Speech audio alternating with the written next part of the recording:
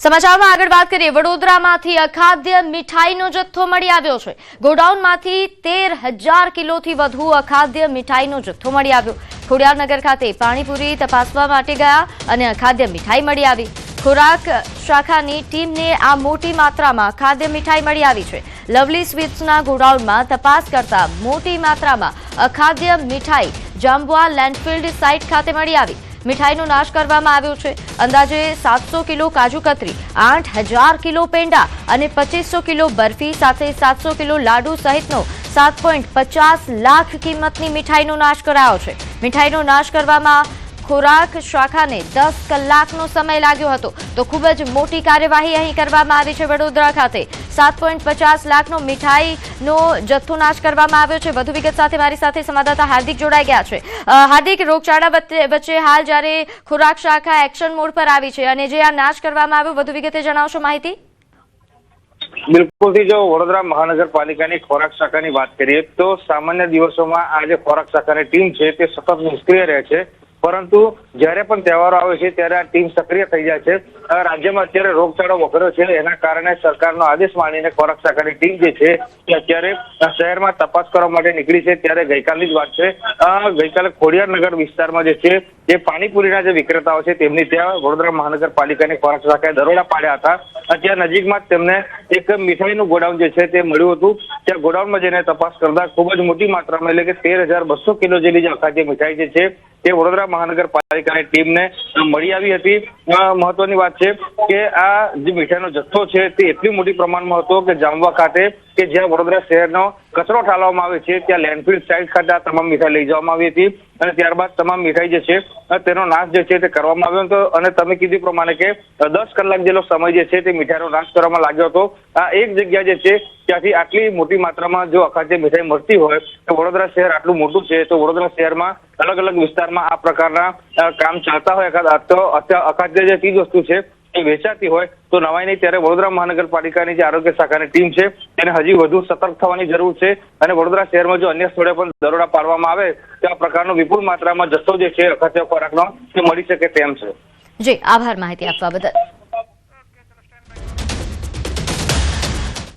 હવે વાત ચાર પગના આતંકની।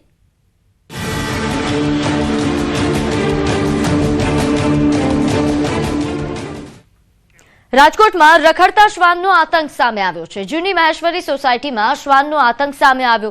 બાળકોની પાછળ પડતા શ્વાનના સીસીટીવી સામે આવ્યા છે। વાહનોને નુકસાન પહોંચાડતા શ્વાન સીસીટીવીમાં કેદ થયા।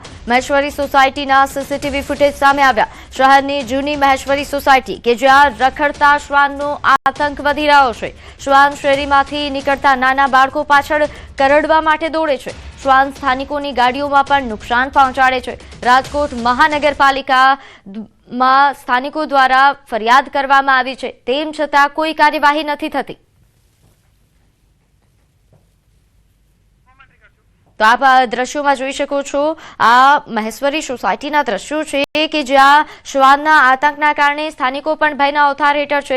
વધુ વિગત સાથે મારી સાથે સંવાદદાતા હાર્દિક જોડાઈ ગયા છે। હાર્દિક, રખડતા શ્વાનોનો આતંક વધી રહ્યો છે રાજકોટમાં, વધુ વિગત જણાવશો? જી પ્રીતિ, રાજકોટ શહેરના જે મહેશ્વરી વિસ્તાર છે ત્યાંથી જે છે શ્વાનનો આતંક ફરી એક વખત સામે આવ્યો છે। આ જ વિસ્તારમાં ગયા વર્ષે પણ જે છે શ્વાને અનેક લોકોને બચકા ભર્યા હોવાના જે છે કિસ્સો સામે આવ્યો હતો। ત્યારે સ્કૂલે જતી બાળકીનો જે સીસીટીવી ફૂટેજ સામે આવ્યા છે કે જે અલગ અલગ શ્વાન છે તે તેમના પર એટેક કરવાનો પ્રયાસ કરે છે અને બાળકી જે તે ત્યાંથી જે છે બચીને નીકળી જાય છે। આ ઉપરાંત શ્વાન દ્વારા જે છે રસ્તા પરથી નીકળતા લોકોને પણ જે પાછળ દોડતા હોવાના જે બનાવો સામે આવ્યા છે। આ ઉપરાંત જે વાહનો હોય છે વાહનોને પણ નુકસાન કરતા હોય છે। ત્યારે સ્થાનિક લોકો દ્વારા રાજકોટ મહાનગરપાલિકાને પણ અનેક વખત આ બાબતે રજૂઆત કરવામાં આવી છે। જોકે આમ છતાં પણ શ્વાનનો ત્રાસ યથાવત છે। ત્યારે જે સ્થાનિક લોકો છે તેમની માંગ છે કે જે આ શ્વાન છે તેમને તાત્કાલિક જે ઝડપી પાડવામાં આવે અને શ્વાનના ત્રાસમાંથી જે સ્થાનિક લોકો છે તેમને મુક્તિ આપવામાં આવે તેવી જે છે લોકો પણ ઈચ્છી રહ્યા છે। બિલકુલ, અને હાર્દિક, જે રીતે આપે જણાવ્યું કે ગત વર્ષે પણ આ જ પ્રકારે અહીં શ્વાન કરડવાના કિસ્સાઓ સામે આવ્યા હતા, તેમ છતાં આ વર્ષે ફરી આ જ પ્રકારની ઘટનાઓ સામે આવી રહી છે। મનપા એટલી નિષ્ક્રિય છે?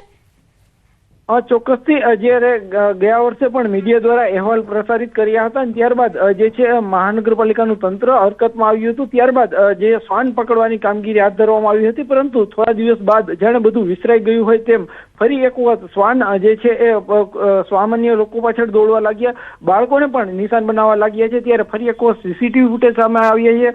અહીંયા સવાલ એ ઉભો થાય છે કે જે મહાનગરપાલિકા છે તે શ્વાનને પકડવા પાછળ વર્ષ દરમિયાન જે લાખો રૂપિયાનો ખર્ચો કરતા હોય છે, આમ છતાં પણ જો બાળક પણ સુરક્ષિત ન હોય તો જે છે આ ખર્ચાનો અર્થ શું છે તેવું પણ જે જાણકારો કહી રહ્યા છે. બિલકુલ, આભાર માહિતી આપવા બદલ. તો હાલ જે રીતે સંવાદદાતાએ જણાવ્યું કે મનપાની કામગીરી પર સવાલો ઉઠી રહ્યા છે, સ્થાનિકો સવાલ કરી રહ્યા છે અને તેમના સવાલ પણ વ્યાજબી છે.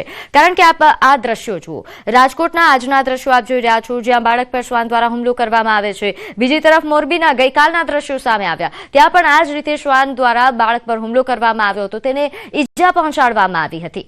આ પ્રકારની ઘટનાઓ દિવસે ને દિવસે વધી રહી છે, ત્યારે મનપાની કામગીરી પર સવાલો ઉઠી રહ્યા છે. કારણ કે આ શ્વાનને પકડવા માટે ખસીકરણ પાછળ ઘણા પૈસાને ખર્ચ થતો હોય છે, કરોડો રૂપિયાના ખર્ચના અહેવાલો સામે આવતા હોય છે. તેમ છતાં આ પ્રકારની સમસ્યાઓ યથાવત છે.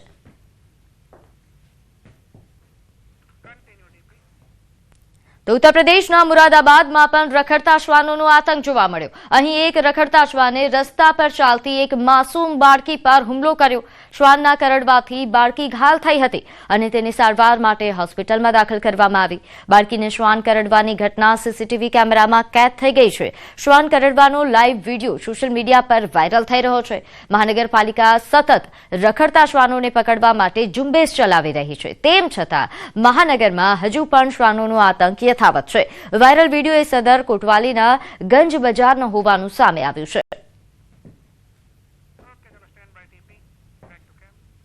તો આ તરફ દ્વારકામાં આખલાએ આતંક મચાવ્યો. ખંભાળિયા તાલુકાના સલાયા ગામે આખલાનો આતંક સામે આવ્યો છે. અહીં લગ્ન પ્રસંગમાં અચાનક આખલો ઘૂસી આવ્યો, જેના કારણે નાસભાગ મચી ગઈ. જૂની નગરપાલિકા પાસે લગ્ન પ્રસંગ ચાલી રહ્યો હતો અને તે દરમિયાન આખલો ઘૂસી જતા લોકોના જીવ તાળવે ચોંટી ગયા. આખલાની અડફેટે આવતા 8 થી 10 લોકોને ઇજાઓ પહોંચી છે. તમામ ઇજાગ્રસ્તોને સલાયાની સરકારી હોસ્પિટલમાં ખસેડવામાં આવ્યા, જ્યાંથી એક ઇજાગ્રસ્તની હાલત વધુ લથડતા તેમને તાત્કાલિક ખંભાળિયા હોસ્પિટલ રિફર કરવામાં આવ્યા. તો સમગ્ર ઘટનાનો વિડીયો પણ સામે આવ્યો છે, જેમાં જોઈ શકાય છે કે લગ્ન પ્રસંગ દરમિયાન આ રીતે આખલો ધસી આવે છે. વધુ વિગત સાથે મારી સાથે સંવાદદાતા મુકુંદ જોડાઈ ગયા છે. મુકુંદ, આ સમગ્ર ઘટના વિગતવાર જણાવશો?